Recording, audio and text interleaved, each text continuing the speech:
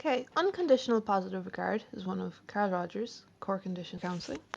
Other ways to talk about this, or other ways this is often referred to, would be acceptance, non-possessive warmth, respect, prizing, affirming, and non-judgment. There's a wonderful quote from Carl Rogers that very much sums up all of person-centered counselling, but especially unconditional positive regard. People are just as wonderful as sunsets if you let them be. When I look at a sunset, I don't find myself saying, soften the orange bit on the right-hand corner.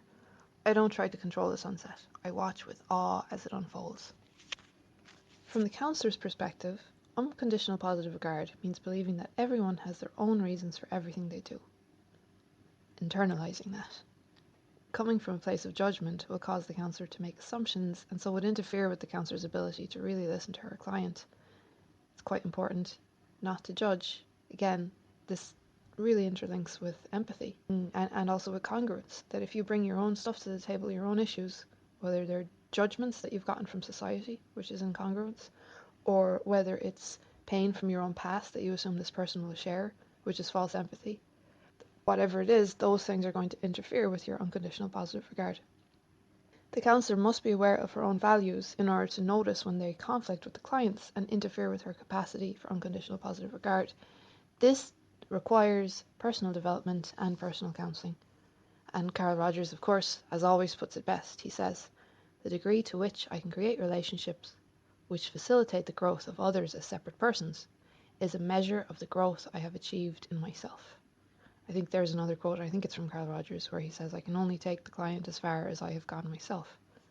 For the client, unconditional regard means, it's very important, it means that they know that no matter who they are or what they feel or think, they will be accepted by the counsellor, so they can feel free to be themselves.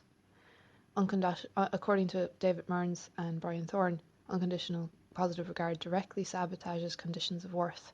If you want me to do another video on conditions of worth, you can give a thumbs up, because that's good. It is a good thing to receive thumbs up on YouTube. It is the currency of YouTube. It is the value. It is the condition of worth, in fact. Unconditional positive regard creates environment for exploration and change. The counsellor's office is a safe place for the client because they know they will not be judged. Without fear of judgment, they can explore themselves and their feelings. They can try out different things. They can try on different personas and see who they really are. They can express things they've never said to anybody and know it will be okay. This professional friendship allows the client to explore the nature of their interpersonal relationships outside of the counsellor's office. So they can see, what happens if I'm honest with my counsellor?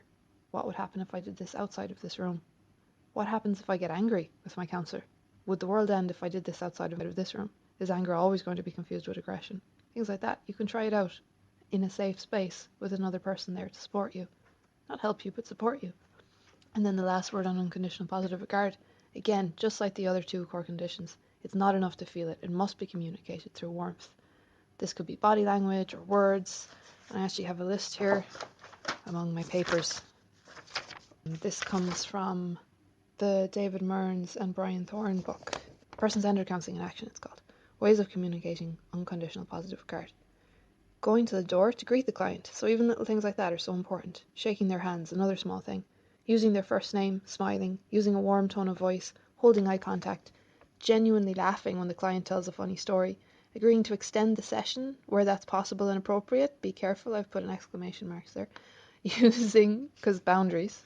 Using words to show warmth, showing genuine interest in the client, physically moving towards them, touching their arm, touching their shoulder, holding hands and hugging. And of course, the one place you can be guaranteed you will get unconditional positive regard outside of a counsellor's office, and for just a small price each month, is if you get a dog. Or many other pets as well are capable of providing this.